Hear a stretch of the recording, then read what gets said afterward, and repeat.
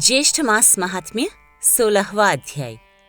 स्कंदजी बोले कि हे विप्रो, उसके पश्चात राजा भगीरथ निष्कंटक राज्य कर अपने पूर्व पितरों के समाचार सुनकर अत्यंत उदासीन हो गए और समस्त राज्य तथा कोष को अपने पितामह राजा सगर के अधीन कर उनकी आज्ञा लेकर दारुण तप करने के निमित्त तपोवन को चले गए।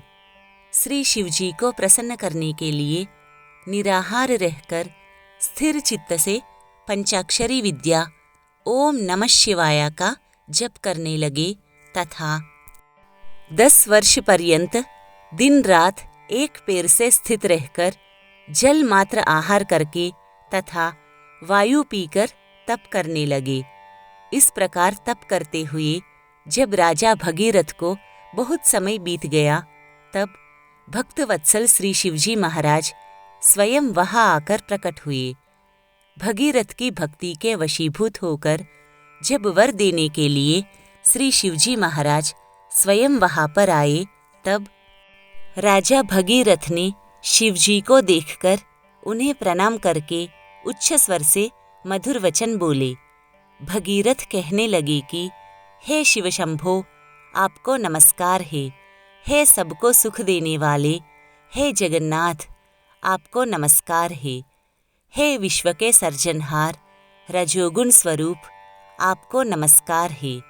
हे पालनहार, सत्वगुण स्वरूप, आपको नमस्कार है। हे सबके पालनहार, कर्मों के फलदाता, भुक्ति और मुक्ति के दाता, मन कर्म वचन स्वरूप ब्रह्मीभूत, आपको नमस्कार है। वायु को अंदर रोककर ध्यानशाली योगी लोग जिस निरीह शंभु को देखते हैं, उन सदाशिव को सदैव नमस्कार है। स्कंदजी बोले कि हे ब्राह्मणों, इस प्रकार भगीरथ की स्तुति से प्रसन्न होकर शिवजी बोले कि हे राजन, हम तुमसे बहुत प्रसन्न हैं, तुम वर मांगो। ऐसा सुनकर राजा भगीरथ बोले कि हे शिव, यदि आप मुझ पर प्रसन्न हैं, तो मुझको आप दृढ़ भक्ति प्रदान करें और पितरों की विशुद्धि के लिए सिद्धिदा श्री गंगा जी को लाइए। तब शिवजी कहने लगे कि राजन, वह गंगा स्वर्ग में वास करती है। गंगा जी को यहाँ लाने का सामर्थ्य हम में नहीं है। त्रैलोक्य से वंदना किए जाने वाले श्री विष्णु भगवान की तुम वंदना करो। जिस उपाय से श्री विष्णु भगवान तुम पर प्रसन्न हो, वही उपाय करो। वह प्रसन्न होकर स्वयं तुम्हारे पास चले आएंगे। हम उस परम गुप्त व्रत को तुमसे कहेंगे। हे राजन, प्रथम सूर्यपुत्र ने भगवान विष्णु की स्तुति की और नमस्कार कर उनको प्रसन्न किया। प्रसन्न होकर भगवान विष्णु ने उस गोप्य व्रत को करने के लिए उनसे कहा और उसकी विधि आदि भी समझाई। उसके पश्चात बहुत दिनों तक भगवान विष्णु ने उस व्रत को गुप्त रखा। इस समय उस व्रत को मैं तुमसे कहता हूँ, तुम विधि पूर्वक उस व्रत को करो। ज्येष्ठ मास में प्रातः काल उठकर विधि पूर्वक स्नान करो तथा त्रिविक्रम भगवान का पूजन करो। पंचाग्नि का सेवन, ब्राह्मणों को दही चावल का दान और श्रेष्ठ जलदान करो। इस प्रकार 1 मास तक व्रत करने से भगवान प्रसन्न होंगे और समस्त पापों को नाश करने वाली उस स्वर्गवाहिनी गंगा को लाएंगे। श्री शिवजी के वचनों को सुनकर राजा भगीरथ ने शिवोक्त व्रत को किया। उस व्रत के अनुष्ठान मात्र से श्री विष्णु भगवान राजा भगीरथ के समीप आ गए।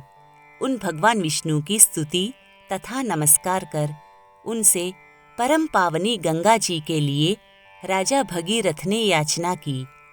तब विष्णु भगवान बोले कि हे भद्र भगीरथ, तुम मंदाकिनी के पवित्र तट पर मेरे साथ चलो।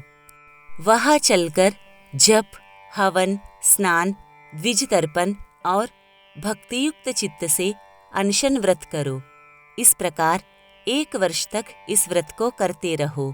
पश्चात वह गंगा तुम्हारे साथ चली जाएगी। भगवान विष्णु के वचनों को प्रमाण मानकर राजा भगीरथ ने विष्णु भगवान के साथ मंदाकिनी के सुंदर तटभाग में स्थित होकर विष्णु भगवान के कहे हुए व्रत का परम भक्ति से अनुष्ठान किया। तब श्री गंगा जी प्रसन्न हो गई और राजा भगीरथ के सामने सुंदर नेत्रों वाली स्त्री रूप में होकर प्रकट हो गई। यही त्रिपथा गंगा है। ऐसा जानकर भगीरथ ने इनकी स्तुति की और मंदाकिनी प्रसन्न होकर बोली कि हे राजन, तुम मुझसे वर मांगो। ऐसे वचन सुनकर राजा भगीरथ बोले कि हे भद्र, मेरे साथ पृथ्वी पर पितरों की मुक्ति के लिए चलिए। भगीरथ को तथास्तु कहकर वह गंगा उसके साथ पृथ्वी तल को गई। एकम के दिन प्रकट होकर दशमी के दिन प्रवाह रूप हो गई और लोकों को पवित्र करने के लिए पृथ्वी पर अवतीर्ण हुई। तत्पश्चात भगीरथ ने श्री गंगा जी के दिव्य जल से अपने पितरों को प्लावित किया। गंगा जल से प्लावित वे सब भस्म राशि सगर के पुत्र दिव्य देहधारी होकर वैकुंठ को गए।